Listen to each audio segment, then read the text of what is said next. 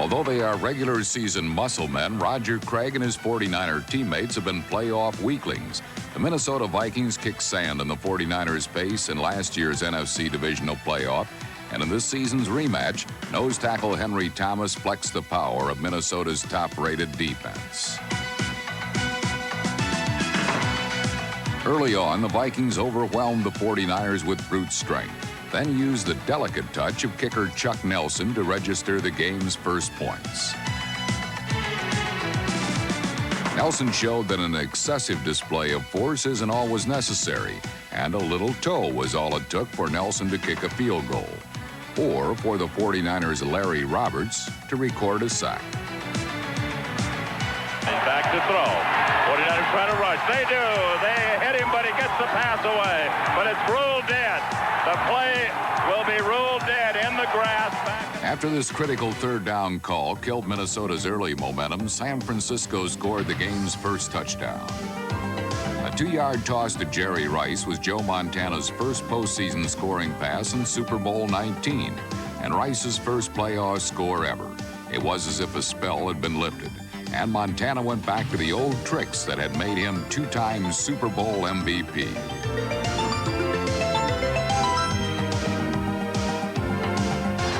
Montana back to throw. Throws. Touchdown 49ers, Jerry Rice. Rice's second touchdown put the Vikings in a 14-3 hole in which the Niners' pass rush looked to bury Wade Wilson.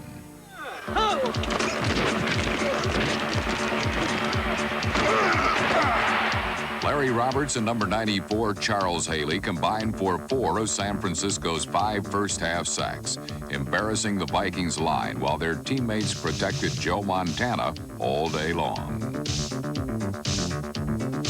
Rice's third touchdown boosted San Francisco's halftime lead to 21-3. While last year's playoff hero Anthony Carter was being shut out, Rice brushed aside any doubt that he can still elevate his team to truly heavenly levels.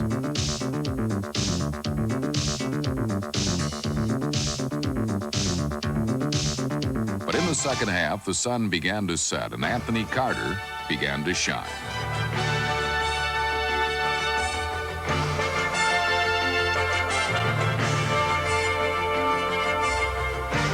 Carter restored the luster to Minnesota's passing game, and his star quality rubbed off on number 84, Hassan Jones. Jones eventually upstaged Carter with 7 catches on the day, including a 5-yard touchdown early in the third quarter.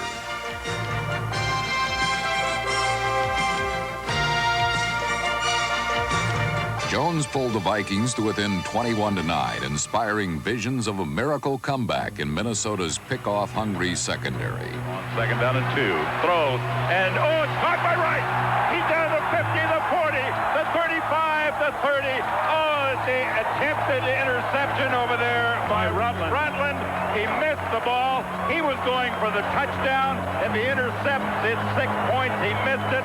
Rutland's near miss set the Vikings back a mile. The tide had turned on the Vikings, and once too often. In the end, the flow was irreversible. A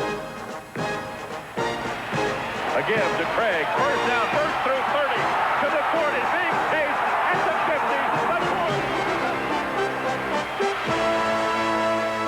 50. The NFL's Offensive Player of the Year turned in the offensive play of the game to cap San Francisco's 34-9 victory. The weight of 3 consecutive first-round playoff losses was lifted from the 49ers' shoulders, and in its place went head coach Bill Walsh, for whom the win was extra special.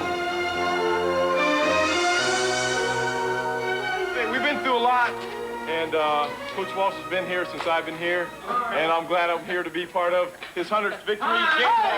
No sooner was number 100 recorded than thoughts turned to number 101 and beyond. We got Chicago next week. So the main thing for me is try to go in there and really just get back into the end zone and win the ball game.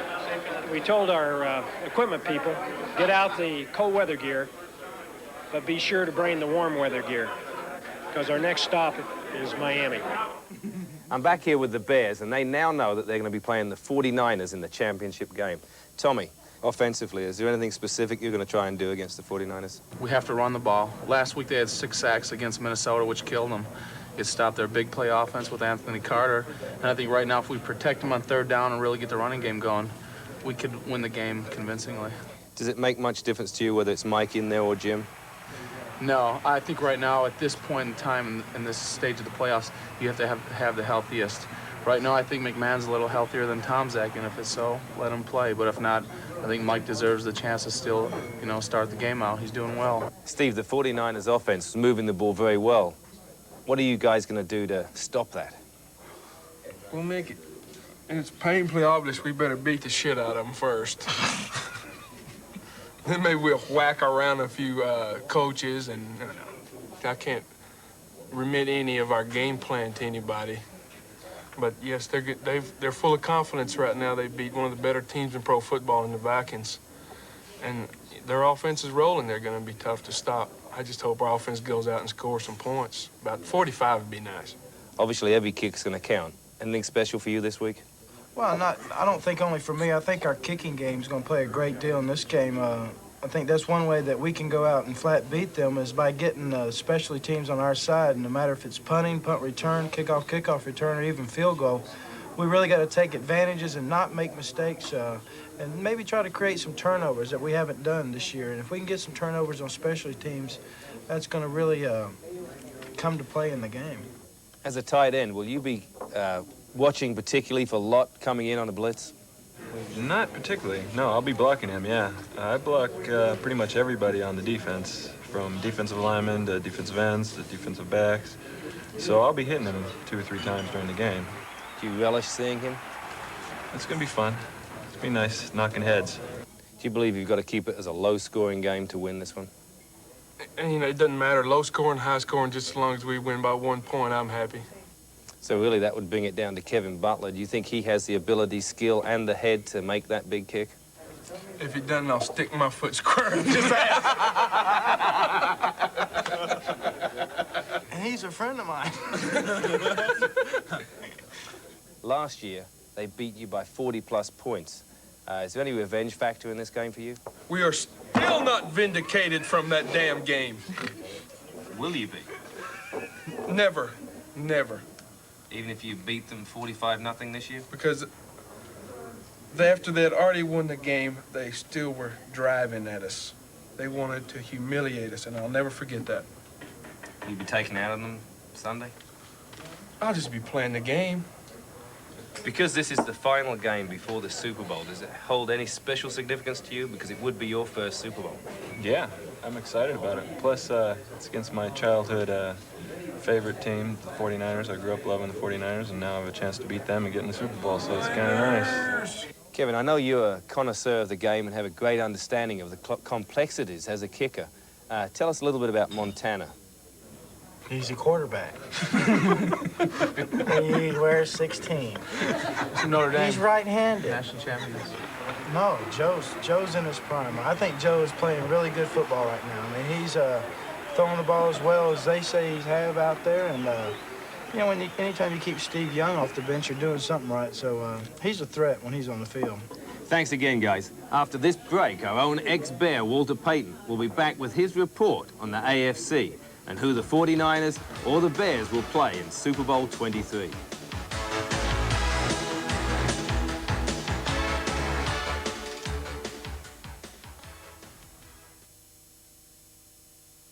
On with the quick-fire section, fingers on the buzzers. Who was Britain's last coalition prime minister? Contestant number 2. Winston Churchill. Correct. Gozzers, pinkies, and contestant number 2? Types of fishing bait.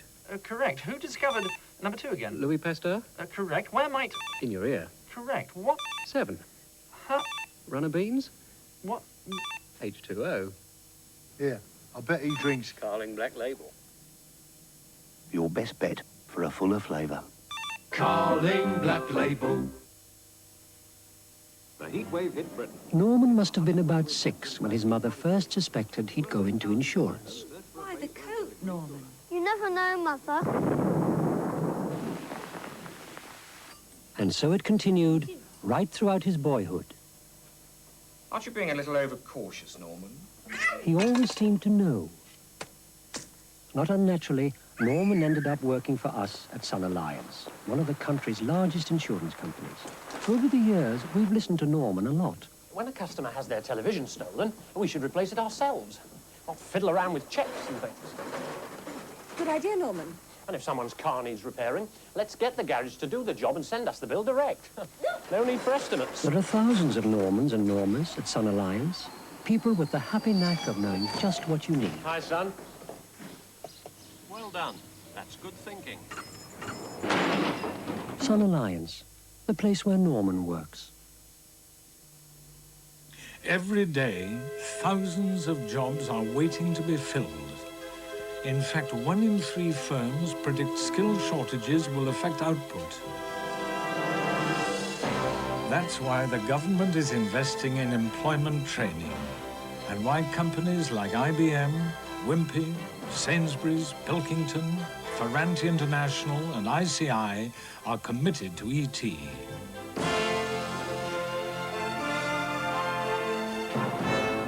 So let's train the workers without jobs to do the jobs without workers.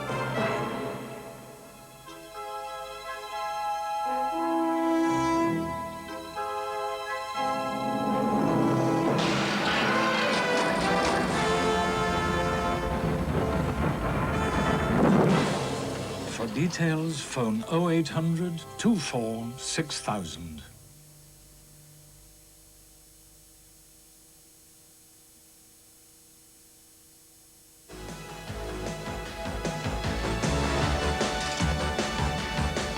Welcome back.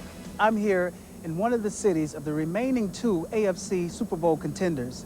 Later on, I'll be talking with some of the players about their preparation for the upcoming championship game and see if they're even thinking about Miami just yet. But right now, we're going to take a look at the 2 divisional games of last week with Harry Callis. Visit D, baby! Visit D! Visit D! We're gonna get there. Ice-cold defense. That's what Buffalo fans expect and usually receive. But what nobody expected last Sunday was for quarterback Jim Kelly and the typically conservative Bills offense to come out throwing against Houston. With this surprising strategy, the wild card Oilers were dealt a joker.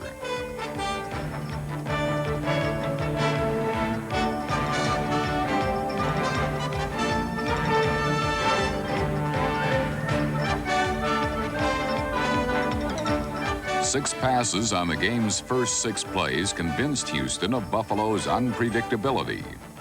But persuading Coach Marv Levy to gamble on 4th and goal required the efforts of both offensive and defensive players. We'll stop. Whatever you want, Coach.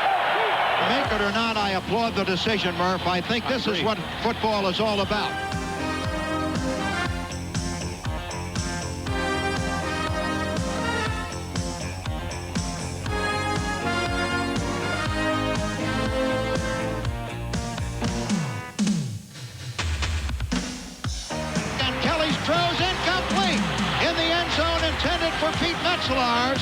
And the Oilers have held.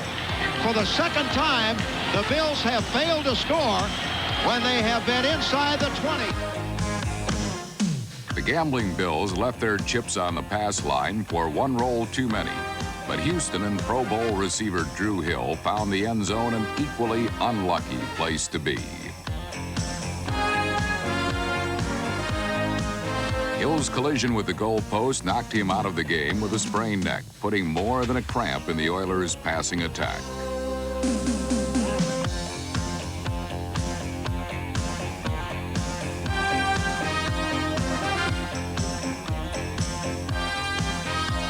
Although the Bills had yet to score a passing touchdown, they continued to attack through the air. And as he had been all year long, Andre Reed proved to be Jim Kelly's favorite target.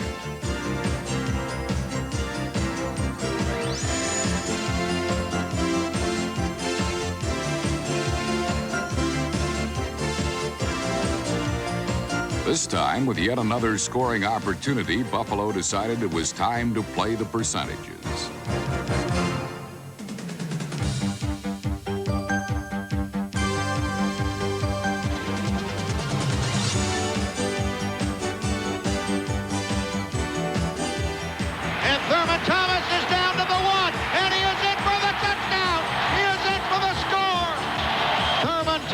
the rookie got it all in one big bite.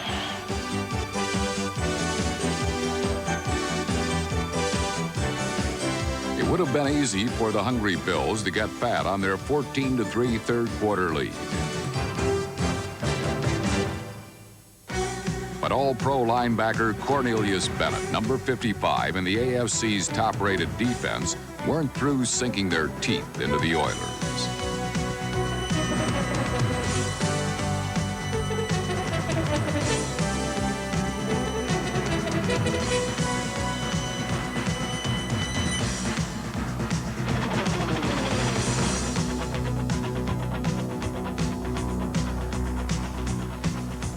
After going 22 years without a home playoff win, ball-hawking Buffalo saw a chance to end its postseason cold spell. Bills leading 17-10, 1:58 to play.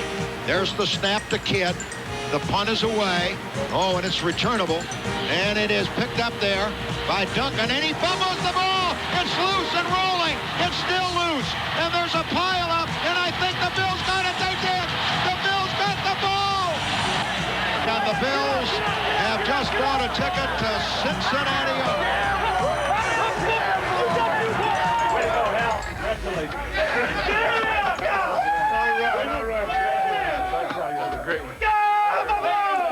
Marv Levy's Bills now face off with the Cincinnati Bengals this Sunday. At stake, their first ever trip to the Super Bowl. Baby!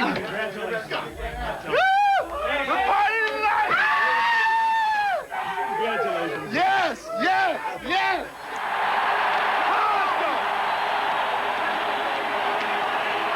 Come on, Anthony! Anthony! Baby, showtime! Ain't no tomorrow! Showtime! In the AFC divisional playoff, the Seahawks wanted to take center stage, but the Cincinnati defense threatened to pull the curtain down on Seattle's postseason act. Seattle's star-studded rushing attack was held to 0 yards in the first half by a Bengal defense that gave new meaning to the term limited engagement. Here, number 33, David Fulcher, fights off 2 blockers to thwart Kurt Warner.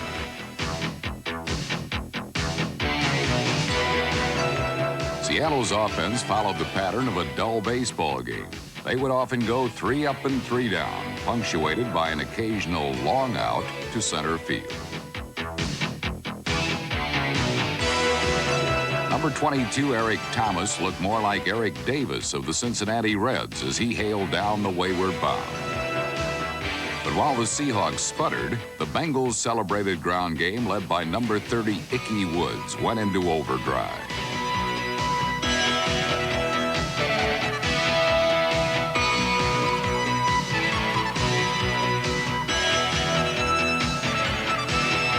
Woods ran for over 120 yards and also helped clear the way for running mate James Brooks.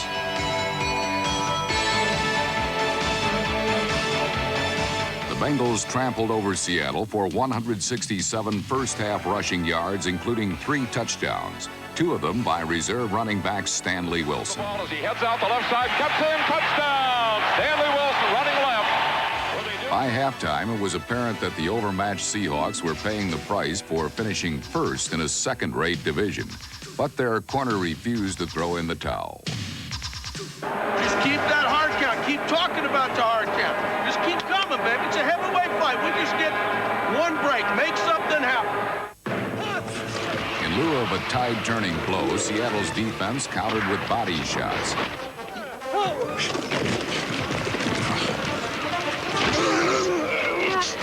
Meanwhile, Seattle head coach Chuck Knox countered with theatrics to slow down Sam Weich's hurry-up offense. This was, after all, showtime. Oh, there's an injury again to the Seattle player. Sure. It's a nose tackle. Yeah, it's Joe Nash again. Big Joe. 4th time this afternoon, Joe has been hurt. I mean, this is ridiculous. He's got a chronic ankle injury there of some sort, I guess. Crops up every 3rd down.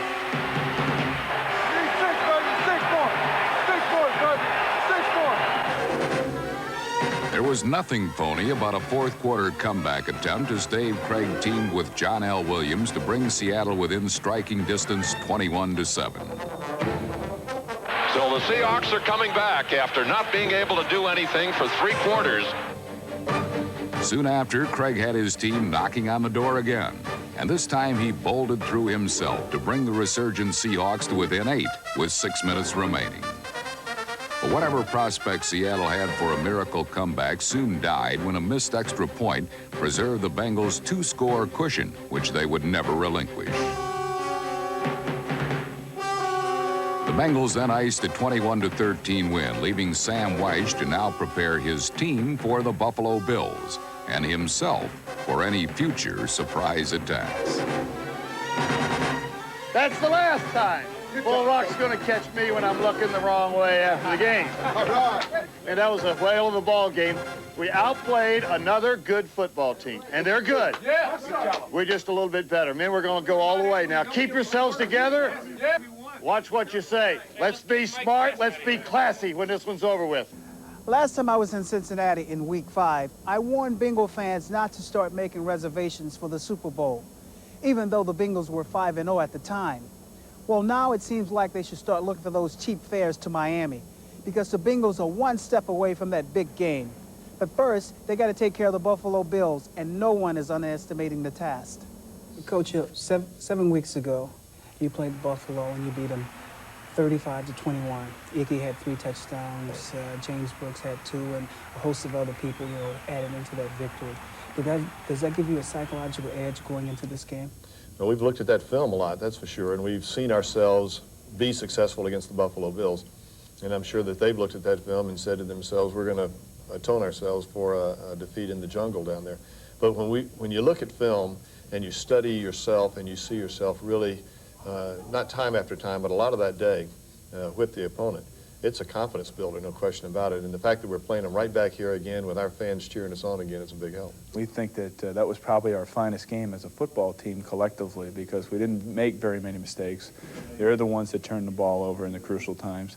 Our defense played exceptionally well, and so did our special teams. And I think that psychologically, we remember that we can beat this football team. There's no question about that. It's a do-or-die game. If you win, you go on. If you lose, you're back at home, sobbing. And, I don't think anybody on this team really wants to, give it up right now, because we really worked so hard to, really turn the ball club around from a 4-11 season last year to 13-4 this year and in the AFC Championship game. So we worked real hard, Walter. The greatest danger that there is to start thinking about Miami, and that's the thing that our coaching staff constantly is harping on. Just focus in on that one. The trip and all the fun will take care of itself. But it is hard because it's so close. You can just taste it. Can you stop yourself from looking, forward to possibility of the Super Bowl? Well, 100% of the time, I'd say no. I mean, you have that thing dangling in front of you, that big giant piece of pie right there, and that is the Super Bowl, and you can't help but think about it. But you also have to realize what has gotten you to this point has been hard work and concentration, concentrating on the task at hand. And that's one thing that our team has been really, good at this year for whatever reason. We're an extremely young team that has very mature work habits, and I think that is what has made the big success for us. And I don't foresee anybody looking past this game, because if they did, we'll be in for a big surprise come Sunday. Just say that the 49ers beat the Bears on Sunday, and that means you guys beat Buffalo. It's a rematch of Super Bowl 16, where the 49ers beat Cincinnati, and it was in Detroit. You were on the other side with San Francisco. How would you feel on the other side of the coin? Well, I think both of us want to be happy to be in the game itself. That's one thing. We've got to beat Buffalo first, and that's on our mind this particular week. But if that were to come about and we were playing the San Francisco 49ers, I think it'll make it'll make for a much better story. There'll be a lot of things, parallels to be drawn, a lot of questions like the ones you're asking. I really don't know how I'll feel. I know one thing, it was a great year, the year that I was with the 49ers that year, and we won it. Winning was big. The Bengals had experienced the trip to the Super Bowl, but not the victory coming away from it. I think just being there in the game itself, really the opponent is a nice little frosting on the cake.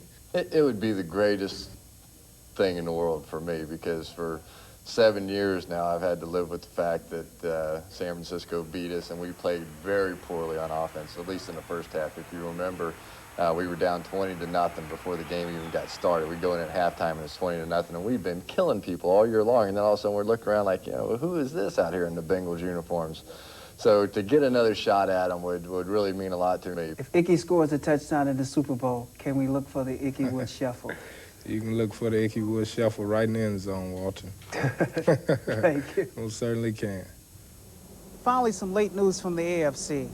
Kansas City's head coach, Frank Gans, has been fired after leading the Chiefs to only 8 victories in 2 years.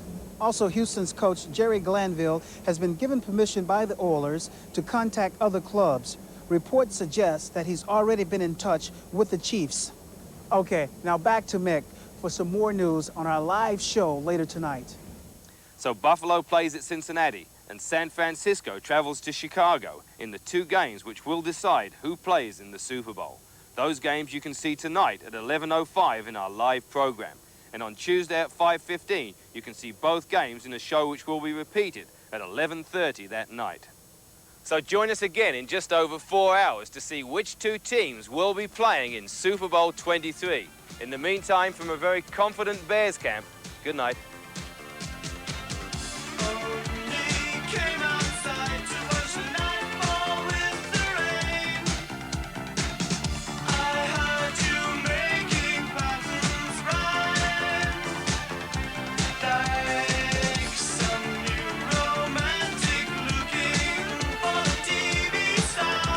Complete. Incomplete. Now it is complete. Now this is bizarre.